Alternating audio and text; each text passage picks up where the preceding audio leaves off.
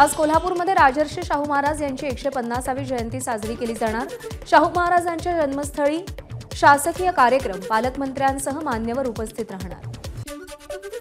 नाशिक शिक्षक पदवीधर मतदारसंघाच्या आज होणाऱ्या निवडणुकीची जिल्हा प्रशासनाकडून तयारी पूर्ण।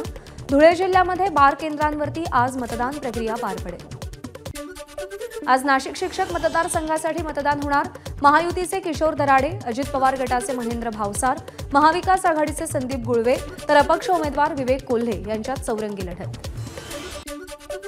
नाशिक शिक्षक पदवीधर मतदारसंघाच्या निवडणुकीसाठी मतदानाला सुरुवात। शिक्षकांनी कोणत्याही प्रलोभनांना बळी न पडता गुणवत्तेच्या आधारावर मतदान करावं, ॲडव्होकेट महेंद्र भावसार यांचं आवाहन।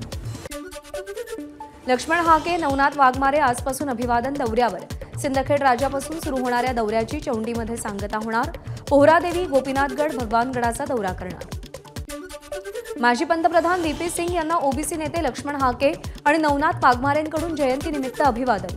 दवाखान्यातच व्हीपी सिंग यांच्या प्रतिमेला पुष्पहार अर्पण केला जाणार। नाशिकच्या सिन्नर तालुक्यातल्या दातली गावात निवृत्तीनाथ महाराजांच्या पालखीचा पहिला रिंगण सोहळा। 20 तारखेला ही पालखी त्र्यंबकेश्वरहून पंढरपूरच्या दिशेने मार्गस्थ। निवृत्तीनाथ महाराजांच्या पालखीचा रिंगण सोहळा संपन्न।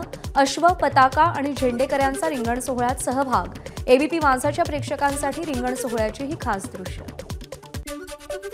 नीट घोटाळा प्रकरणी अटकेतील आरोपींकडे वर्ग क आणि ड च्या परीक्षांचं हॉल तिकीट सापडली। नीट परीक्षेव्यतिरिक्त आरोपी राज्य सरकारकडून घेण्यात येणाऱ्या परीक्षेतही हेराफेरी करत असल्याचा पोलिसांना संशय।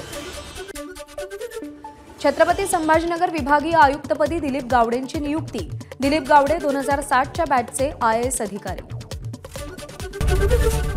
एबीपी माझा, उघडा डोळे बघा नीट।